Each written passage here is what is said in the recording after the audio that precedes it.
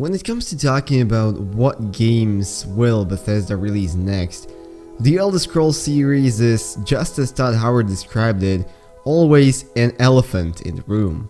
Essentially, at this moment, being one of the Bethesda's two largest IPs and a series as well as a franchise with games that millions and millions of people love worldwide. Now, with E3 being right around the corner, a lot of people are once again anxious to ask, are we gonna see the next Elder Scrolls on there? And even though the chances are slim, some people still hold out their hope.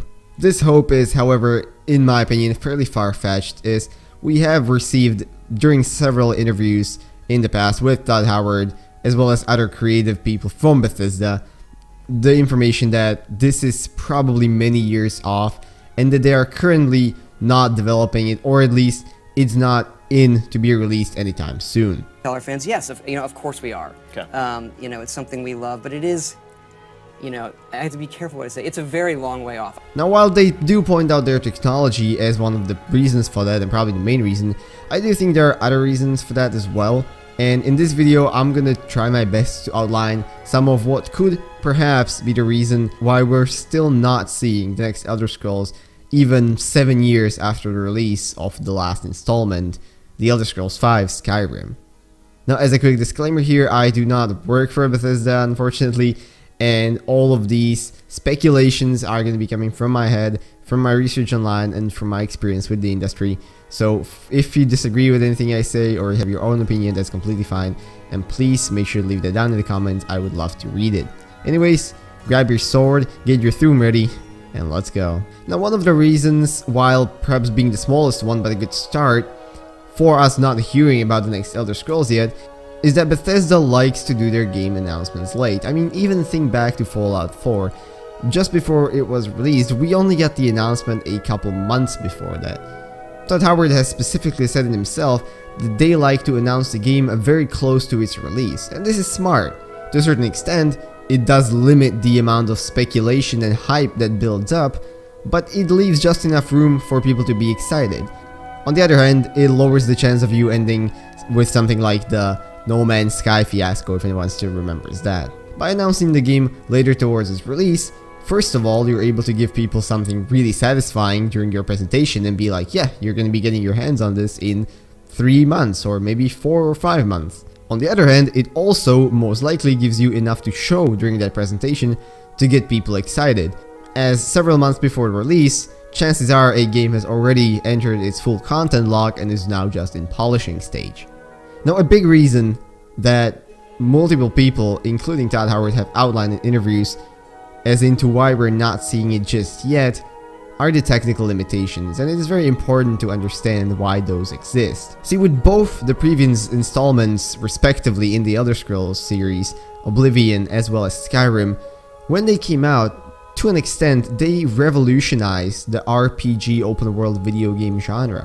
Regardless of whether you like those games or not, you have to admit that by the time they came out, a lot of people looked at them as the new gold standard for that type of video games. Even now, when new RPGs come out, they're often compared to Skyrim, which came out 7 freaking years ago, just as a statement to how good it was back when it did. Now, if they want to bring a similar result with the next Elder Scrolls, they really need to put in the work as far as the technical side goes as well. Let's be honest, the engine that Skyrim was built on has kind of run its course. I mean, yes, they were able to tweak it for Fallout 4, but even they have, in an interview, admitted that they might need to start developing a new engine for their upcoming games. Now, an engine, if you don't know, is what you could imagine as the interface and the environment in which you construct your game, kind of how you make a digital painting in Photoshop, for example.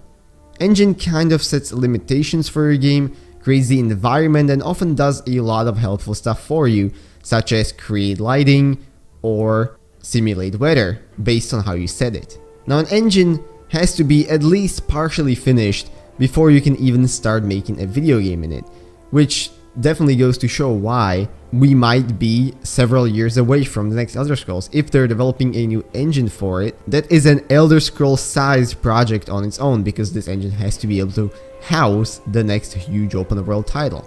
On top of that, there are many other systems which were done only very basically in Skyrim, which I'm pretty sure they would like to innovate and improve on, such as the follower system.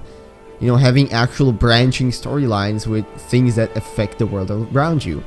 It's a lot of situations and a lot of features that together create this huge feature list and this huge product backlog for what they actually need to accomplish, as well as for what the engine needs to accommodate. Other than the technical, however, there are other aspects which could explain why we're not seeing the game just yet. And that's the general want to innovate and impress. I mean, think about it. Games like The Witcher 3 are out there, right?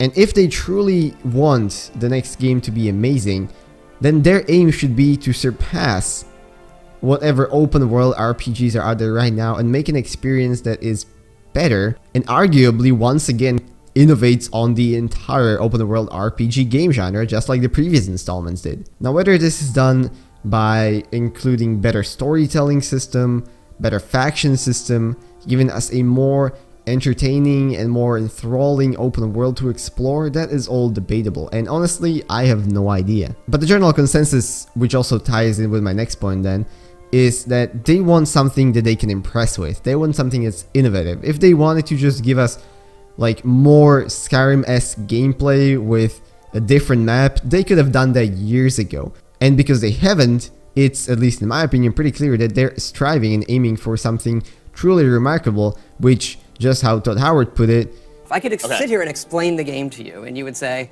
that sounds like you don't even have the technology, how long is that going to take? And so it's something that is going to take a lot of time, what we have in mind for that game. And my next and probably final point here, which ties in with what I just said, is the marketing of it, right? You need to be able to market this game as something that's revolutionary. People have gotten kind of tired of the re-releases of Skyrim for the Switch and VR, and paid mods, and Skyrim Special Edition and all that. It's all nice, but unless they want a public suicide of a marketing campaign, they need to have a whole bunch of innovation to be able to plaster over this, and they need to have a solid foundation before they reveal it. In the end, they did admit that there will be several, I think it was 2 large IPs coming before the release of the next Elder Scrolls. And we actually have 2 other large projects we're also doing that are bigger than anything we've done. And people will probably hear about those even before Elder Scrolls 6. And if we say that Rage 2, which has been announced, could be one of them, and possibly Starfield in the future be the second one, that would mean that eventually even the next Elder Scrolls will be on its way. So even if the wait might seem incredibly long, what I'm personally hoping for is that they take their time, they don't rush it, and they deliver us something truly remarkable and spectacular that can once again be hailed as the new golden standard for the open world RPG game genre, and another game where we can sink in hundreds and thousands of hours into an immersive world with a lot of cool quests, storylines, and new builds to try out and secrets to uncover. Anyways, that is it from me for this video. These are all just speculations on why I think the game isn't coming out as soon as some people would have liked. If there are any things that you think could be added to this, or maybe something that you disagree with, make sure to leave it down in the comments below. I would like to read it and maybe start an interesting discussion on the topic. I want to wish you guys a beautiful rest of today, and I'm going to see you all in whatever next video I make. Bye bye.